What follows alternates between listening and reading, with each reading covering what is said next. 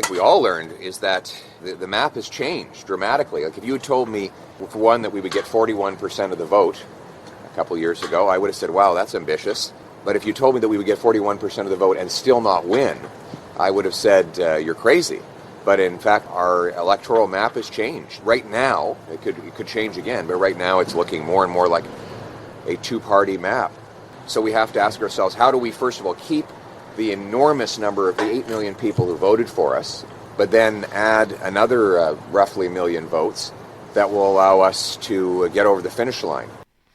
So, yeah, that's Pierre Poilievre today when asked the question, what did he learn from this election loss? James Mennie is on the line over at the Montreal Gazette. Jim, what would you make of that? Oh, I don't think he's learned anything at all. I think he's looking at this as a kind of victory. I'm very sorry you lost the election. I'm very sorry, until further notice, you are in the opposition.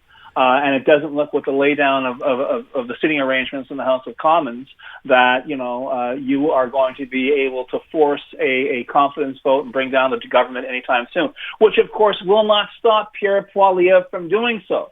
If you listen to the balance of his press conference, he's not using three-word slogans, but he's still using slogans. He's still reading from a script. And with all due respect to Carlton Trail, our correspondent that we were talking to in the last half hour, I'm not entirely sure that adopting the Recall Act is just a formality. Yes, I know they do it after every election. We've heard a great deal about the support that Pierre Poilievre is getting from the caucus. I'm not entirely sure how deep that support is within the party itself, and more importantly, within the people who run the party. Unless, of course, the what calls itself the Conservative Party of Canada has decided to embrace what I call NDP syndrome, which is it's so much easier to shoot your mouth off, to have all kinds of suggestions, to complain, to point the finger when you know you'll never form a government. It's easier to be ensconced, be it in the opposition benches or perhaps in Stornoway, to sort of adapt to that and realize that this is our natural state and this is what we're going to do for a living. Not entirely sure there are conservatives either who carry a card saying so or have how can I put it, a conservative outlook on their politics in Canada who agree with that, who are happy with the way not the way Jenny Byrne ran the campaign, but the way that Pierre Poilievre carried out the campaign, the way he refused to deviate from his plan, the way he refused to deviate from his script. He's in opposition. He's in opposition. I beg your pardon. He's not anywhere right now because he got voted out of his seat. Now maybe he'll be reelected at some point in what is perhaps the safest seat in Canada, safest Tory seat in Canada out there in Alberta. We'll see what happens. But I wouldn't be 100% sure about the composition and the direction of the Conservative Party over the next few months. I don't think anything at all is a lead pipe cinch, and I think the real fallout of this embarrassing electoral defeat has yet to be felt by the Conservatives. I wonder, Jim, as I hear you say that, we had Colton mention, and I hadn't really thought of that, right? We know Parliament doesn't resume till May 27th, and the way he laid it out, Pierre Poilievre, assuming everything doesn't change, would not get back into House till sometime, I think he said late summer or the fall. Yeah, September. That's a long time not to have the leader of that party in the House. You kind of wonder that obviously doesn't work to his favor. And not just that. I mean, will the usual, knee-jerk reactions? Well, let's go talk to the head of the opposition. Oh no, wait. Do we talk to the interim leader, right, who looks like it's going to be Andrew Scheer, or do we talk to Pierre Poilievre? And while you're not talking to Pierre Poilievre, the question is, well, why are we dealing with this guy? I mean, does he still get to live in Stornoway? What's going on here? It is a very awkward position for a party and a politician to be in. It doesn't seem to be bothering the Conservative caucus or Pierre Poilievre at the moment. We'll wait and see how that plays out, especially when we're seeing the kind of headlines that are being generated by the Prime Minister. Because at this particular point in time, I don't think there are many people on either side of the House of Commons who are slapping their knees and going, wow, we were right. That was the wrong guy for the job. Carney had a very, very good day today. And it doesn't look like, no matter how petty you are, I don't think you can find a crack in what happened today for the Prime Minister. So let me go back and turn to what was the big story of the day. And, of course, that's the meeting today, earlier in the morning between Donald Trump and Mark Carney in the Oval Office, then the press conference after the fact. I'm going to guess you saw much of what went on in the Oval Office. Absolutely. So what was your take on that? It's kind of funny because on the one hand, everyone's focusing, of course, on what Carney said, his reiteration that Canada is not for sale and doing so in Donald Trump's face, even though Donald Trump says, we don't do any more than 4% trade with Canada, and turns around during the press conference and basically says, no, we're your second largest trading partner. He was polite, deferential, but I don't think I didn't get the impression that he had been pushed into a corner like some other politicians have been in that particular room. But I got to tell you, Aaron, the really illuminating part of this, I think for any listener, for any casual viewer, and I would recommend if our listeners have not seen that particular exchange in the Oval Office, look it up online. It's very informative because you see not just what Canada is up against, but what the entire world is up against when dealing with Donald Trump. Yeah. He is an absolutely, I was going to say stream of consciousness, extreme of semi-consciousness, okay? It is just anything that pops into his head. But what I found very revealing, and no one seems to have seized upon it, and I actually looked back, I said, did you mishear that? He at one point is having a conversation with himself saying, people are asking, why don't you have a deal? Why don't you have a... Well, it's not for us to sign a deal. It's for the other countries to come up and sign a deal. Well, guess what?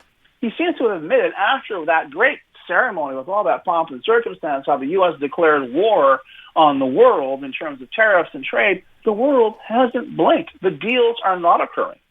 But in fact, Donald Trump, for all the noise that he is making about tariffs, and we see this on a regular basis, he announces a tariff, then he backs down on it.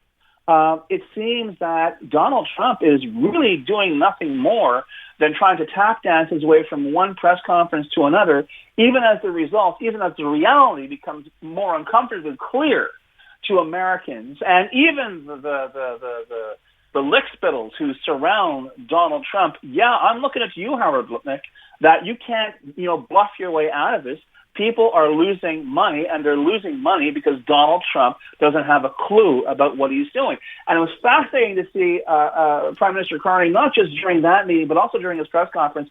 There were two very distinct chapters in what happened today. What happened with Trump, which he addressed, and what happened with the negotiations, which he actually gave us a very different perspective on. Politely but firmly told some reporters, no, I'm not going to tell you what's going on because it's still being negotiated. But the bottom line here is that Mark Carney had to go to the principal's office today, and got out without even a warning. I mean, he acquitted himself very well, and I would be very surprised, Aaron, if Mark Carney ever goes back to the Oval Office again, unless, of course, it is to deal with a new president. Were you, I know we talked about the idea where he was going to sit. Of course, he sat where everybody else sits in there, is what Tom Mulcair called the dunce chair. Were you worried? I mean, were you sitting there thinking he's going to get attacked, or did you know, based on what we know their previous conversation was, that wasn't going to happen? I have to tell you, I'm such a nerder, and I was watching this from the get-go. I was watching this from the time Carney actually got out of the limo in front of the White House. And you could just tell from the body language that, and I've said this before, Trump is a world-class coward, and he is intimidated by Mark Carney. And the fact that, if you'll notice in his conversation, I'm sure he does this with everyone, but he had to make a point of it here. Donald Trump is the kind of guy that even if he's completely wrong, he's got to have the last word. Okay? So even though he got reversed, even though he was told to his face, Canada is not for sale, and he goes, well, I'll never say never, at which point Carney, well, all the reporters he keeps repeating the word never, never, never, never, never. I don't think the message could be given clearer than that, but it is clear that Donald Trump is very, very intimidated by, not necessarily by Mark Carney, or perhaps he is because he knows what kind of connections Carney has, but also by what Carney represents, which is, I am going to look at your tsunami of BS and just sidestep it whenever you want to shoot it at me. And the fact of the matter is, we're going to do business, and we're going to do business in the manner that works for us. And don't forget, we still have, we were talking about this as a trade war. We still have counter tariffs that can be deployed, that can go into effect. We still have to deal with the tariffs on steel and on aluminum, which are particularly important for Quebec. This is far from over. But when when you look at this kind of symbolic meeting, which in the end will have absolutely zero effect on the real issues of the day, Carney came through with flying colors, and you can only hope that perhaps the message will get through, if not necessarily to Trump, then perhaps to those around him, that perhaps you don't get into a publicized schoolyard fight with somebody who might be able to give you a bloody nose. By the way, I will point out, to do with none of this, but during the thing, remember he mentioned at one point, and he does this on a fairly regular basis as well, about the great Canadians that he knows. Today he mentioned his mother having known Canadians, and of course, what did he do? He went to his Canadian, Wayne Gretzky, who, as I said, has been living in the U.S. for about 30 years now, and then failed, or at least, and this is this stream of consciousness, or whatever you want to call it, and just went on a bit of a tear. It wasn't enough to say Wayne Gretzky. He then went on to point out that also that great, player who broke Gretzky's record on the Washington Capitals. Who? Exactly. That's right. Exactly. What's his name? Who's exactly? But this is what we're dealing with. We're dealing with a doddering grandparent who really should not. He should be in a solarium somewhere. I'm very sorry to put it that way, Aaron. But Nurse Ratched should be coming by with the pills on a regular basis.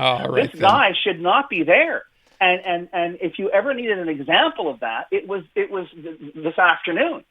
That and yes, on the one hand, yes, be scared of that, be concerned about that, but on the other, draw some solace from the fact that the guy, whether we were right or wrong, the guy who was elected to be Prime Minister of Canada certainly at this point seems to be more than up to the job. Yeah, no question about that. Alex Ovechkin, for some reason, he thinks is Canadian. I don't know, maybe he doesn't believe he's from Russia. I'm not really sure. James, thank you. Appreciate it. As a man.